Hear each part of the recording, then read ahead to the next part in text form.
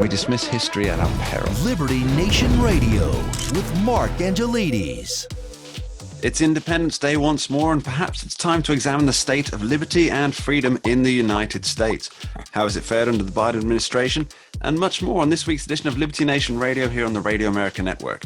I'm your host, Mark Angelides, and today we're talking all things independence. It's time to light the barbecue, grab a glass of your favorite celebratory drink, and talk some liberty. Remember, this show is proudly sponsored by LibertyNation.com, where you can access podcasts, breaking news, analysis, and a range of biting and brilliant shows to whet your appetite for freedom and your fondness for the great American Constitution.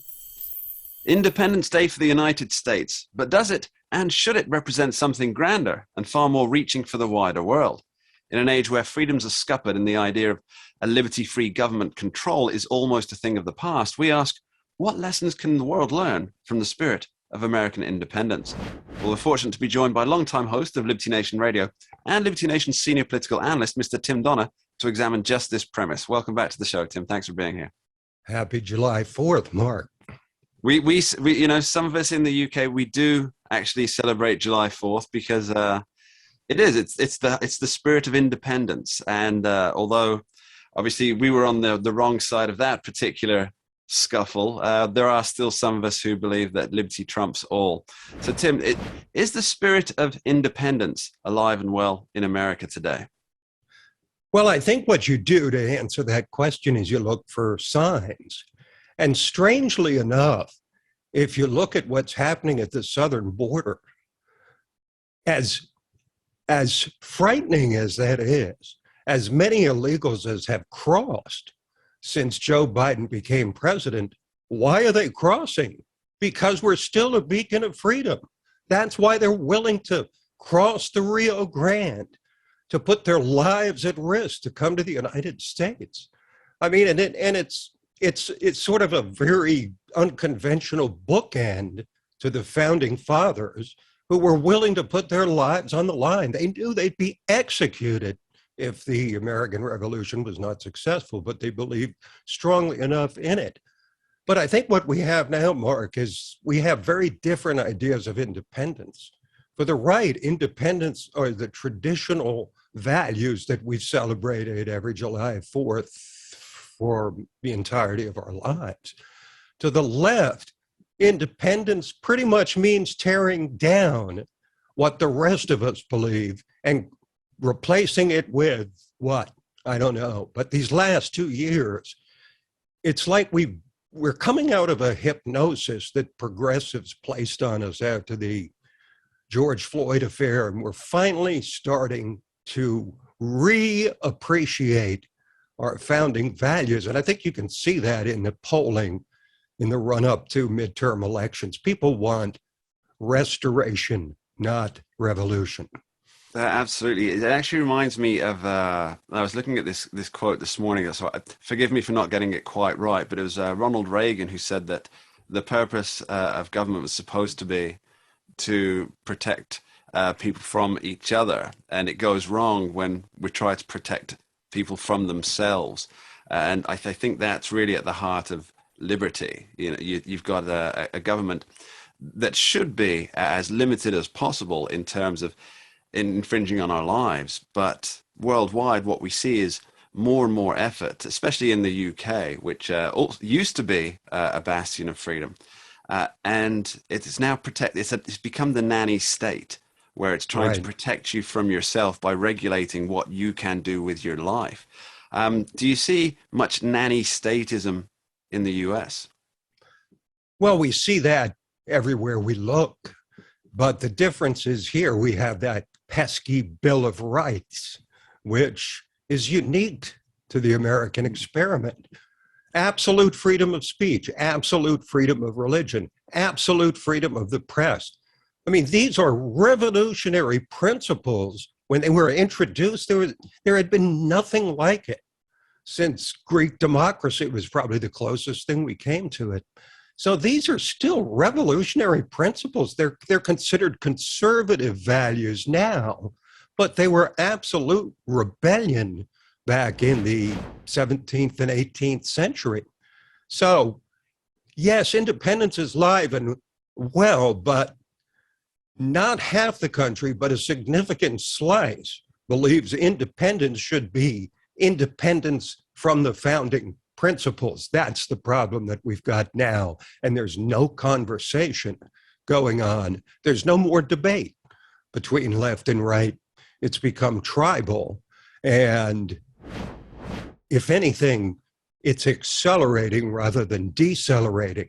But a lot of it, I think, is the death pangs of true progressivism, because they threw the kitchen sink at the country the last 2 years with ideas that are antithetical to the founding. And I think we're seeing in polling now how people are reacting to it. Yeah, I think so. It always strikes me that the progressive wing, particularly in American politics, talk about how bad America is, but how good the rest of the world is, and how we should be looking to the rest of the world as something to aspire to. And I can tell you from somebody who is in the rest of the world, it just ain't so. We don't have the unfettered access to free speech. We don't have the freedom of religion. We don't have the freedom of the press. In fact, if you want to own a television in the United Kingdom, you actually have to pay a license fee to the BBC, whether you watch it or not. Even if you never turn that channel on, you still have to pay a license fee, because obviously propaganda doesn't pay for itself, Tim. So why do you think that the ideals of America are so important to world freedom? Well, because the general form of government affirmed by the global community, by the likes of the UN, is democratic socialism, as we see in Europe. Oh, what a wonderful life. Everybody is taxed to death, but they don't have to do anything. The level of innovation, creativity, commerce, outright commerce, is not in the rest of the world. There's no place in the rest of the world where it's like the United States. So the problem is that the model being affirmed by the rest of the world involves some degree of socialism. Now, you could say we've become socialism to some degree, and we have.